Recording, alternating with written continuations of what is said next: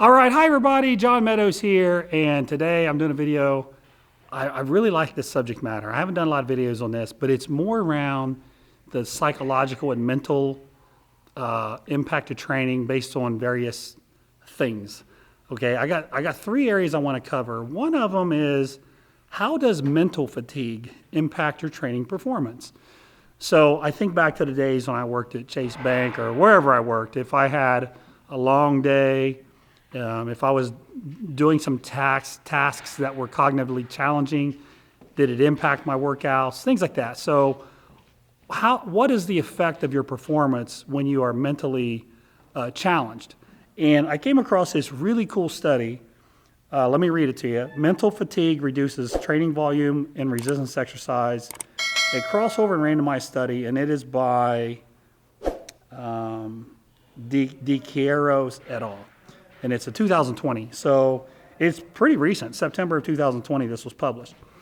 And what they did was they did some mentally challenging tasks, cognitively challenging tasks, and they then had some training that they did, and they measured performance. They did a vertical leap. They also did, they took 70% of their one rep max on squats and went to failure. I think, oh my God, that's dangerous. But they put the little pins in there, so if they dropped it, it was safe. But anyway, so what did they do? So they had these couple groups, and one group thought about it was like a desert in Africa, so not really straining mentally. And then the other group did this thing called a Stroop test. Now, I'm not familiar with Stroop tests, so the first thing I did was when I went out and Google searched it, and I found some of them to try. And it was really interesting, so I want you to do this. So I found this Stroop test, and what it was like it would say red, but the letters were blue. And it would give you like 20 of these. And you had to look at it and say blue because the letters are blue. Even though it said red, the letters were blue in color, so you had to say blue. And then the next word might say black, but the colors were yellow. So you had to say yellow. You'll see if you try this test. So you go through and you get timed on how quickly you just, red, blue, black, red, blue, black, whatever it is. And you time it that way. And then you time it to where a red is actually red, a blue is actually blue. So you don't really have to think. And it is amazing how much slower the task was when the color is different than what it actually says. So when the words red were actually blue, you would sit there and you'd catch yourself thinking about it. So that was like a type of test. And they did these tests over and over and over to really fatigue people mentally. And so how did that impact their training? Well, they lost reps on the squat. And I thought that was interesting. There was some decrease in performance from the mentally tired people. Now, the vertical leap test, there was no difference. So that would tell you maybe peak power is not affected. But maybe there's some association with psychological fatigue and physiological fatigue. Now, it's just one article.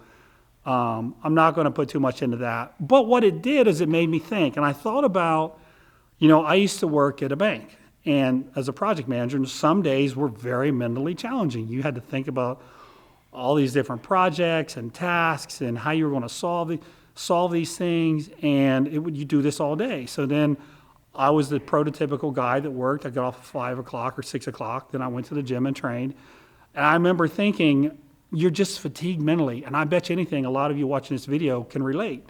You work all day and then you're really tired. You get to the gym and you just don't feel fired up. So I remember what I used to do back then was I put my two hardest days on Saturday and Sunday. So Saturday was always a big leg day. You wake up, you have a good breakfast, and you go train legs. Sunday, wake up, you have breakfast, you go to church, and you come home, you have lunch. Then I would go hit chest and shoulders. So the two hardest days for me were always Saturday and Sunday. And I did that very specifically because I knew those were the days I was the freshest. So it just made sense intuitively for me. So my point is, you may just want to think about that. If you're in a situation where you're mentally tired, you may want to think about your workday. Can you change it? Can you move the mentally challenging task up earlier in the day? Can you train before you go to work? Maybe you can, maybe you can't. It's just something to think about. But, for me, like I said, I ended up moving my harder days to where I didn't have to work and kind of structured it that way.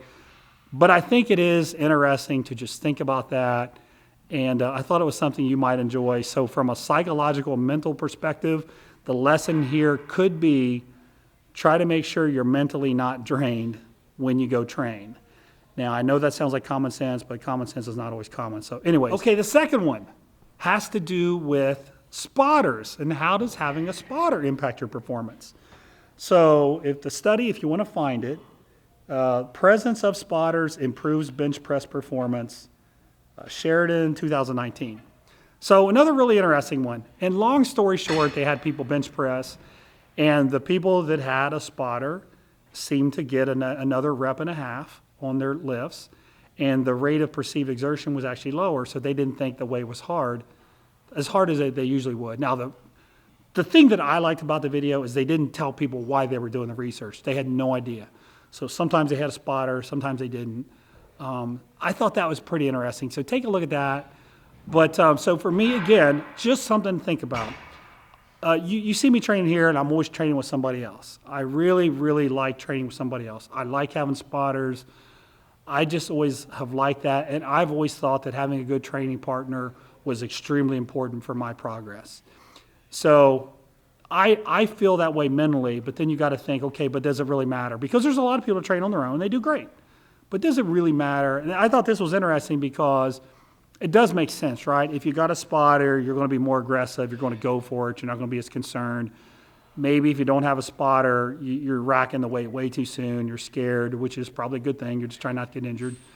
But I think the lesson for me was, and I've always felt like this intuitively, having a good partner when you train makes a difference. So not only is it just whether you come to the gym or not, because sometimes you might say, well, I don't want to go to the gym today, but I know if I have someone here waiting on me, I'm going to show up, right?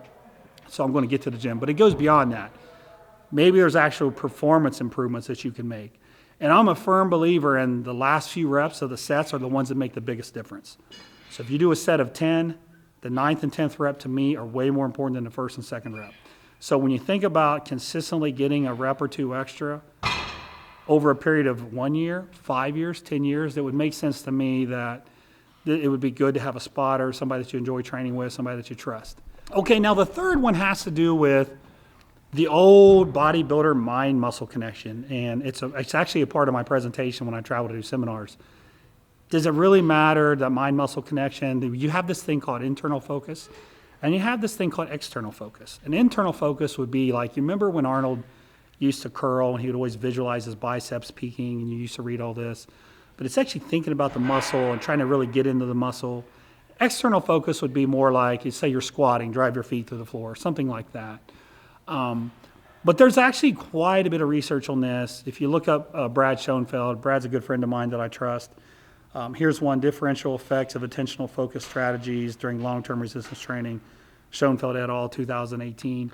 And there's a lot. I've seen studies on lat pull downs. I've seen a whole lot of studies, and those are actually, like I said, in my seminars. But does it matter? Does having that internal focus matter? Sitting there thinking about a muscle contracting. And what the research has shown in many of the cases, it does matter. You get more muscle activation. And like this study that I was talking about with Brad, they did biceps and they did quads. And the effect that they saw that was positive was only on biceps, though. It didn't show up on quads. So I have several thoughts on this. So first of all, an isolation exercise, just generally speaking, it's always going to be easier to get a mind-muscle connection on an isolation exercise. Like if you do a compound movement and you go, I'm only going to feel the bench press in my chest, you're probably going to be disappointed because there's some shoulder work, there's some tricep work. You're not going to just feel it in your pecs like you would a fly. So I always think, well, first of all, before we start getting into all this mind-muscle connection stuff, let's make sure we're applying it intelligently. So it would need to be on something that's more of an isolation exercise. The second part to that is you've probably seen me advocate training explosively. That means moving through the concentric phase of the movement as fast as possible. Now, the second movement I do in my workouts, which is usually a compound movement, I advocate training explosively. If I'm doing an incline bench press, I'm going to lower the weight in a controlled manner, then I'm going to drive it up as hard as I can. If I'm doing a squat, I'm going to squat with a good controlled negative, and then we're going to just drive up as fast as I can. So a lot of these movements, I tell you, I want you to train explosively. Now, what does that have to do with motor unit recruitment, muscle fibers firing? Well, when you push against the bar as hard as you can, you're telling your body to produce as much force as it possibly can. And in order for your body or a muscle to produce as much force as it can, It has to call on all the muscle fibers to do it. Okay? So you're getting that activation whether you're mentally trying to fill your chest or not. So think about that. So if you have a single or an isolation exercise, you know, like if I was doing a preacher curl, I'm probably not going to do a preacher curl explosively. I'm going to be more inclined to think about my bicep, look at it, feel it contracting. So those movements, I tend to think, yeah, that's great. Really focus on that mind-muscle connection. But then when we do the other movements that are more compound in nature, I don't really do that. I don't really sit there and think, okay, I'm going to just flex my chest when I do a bench press. There's more to it than that. I want to move the bar fast. But it's okay. It's okay that you don't feel the muscle as much because you've got that motor unit recruitment from the heavy weight and you're trying to push it real fast. So if you're using a heavy weight, then just the fact that the weight is heavy is going to force your body to produce a lot of force and make muscle fibers fire. Or if you're using the highest velocity that you can, you're trying to move it fast, that's going to help too. So the mind-muscle connection, my advice to you on this one would be, it's always good to feel a muscle working. So always try to do isolation exercise where you can really target the muscle and you really feel it working. That's always a good thing. But don't get down or feel bad about a movement, of a compound movement, if you don't feel it isolating something, because it's not really meant to isolate something. And then the other thing that just kind of popped into my head is, as you get more experience, training-wise, as you get further into your journey, you just get better at feeling muscles work. So if you're a little bit earlier in your training journey, if you're a beginner or intermediate, don't get frustrated if you can't feel everything just right. It took me probably 15 years before I could feel my lats contract. It was a very hard muscle for me to feel that mind-muscle connection. So also just be patient. As you get more experience, you'll get better at it.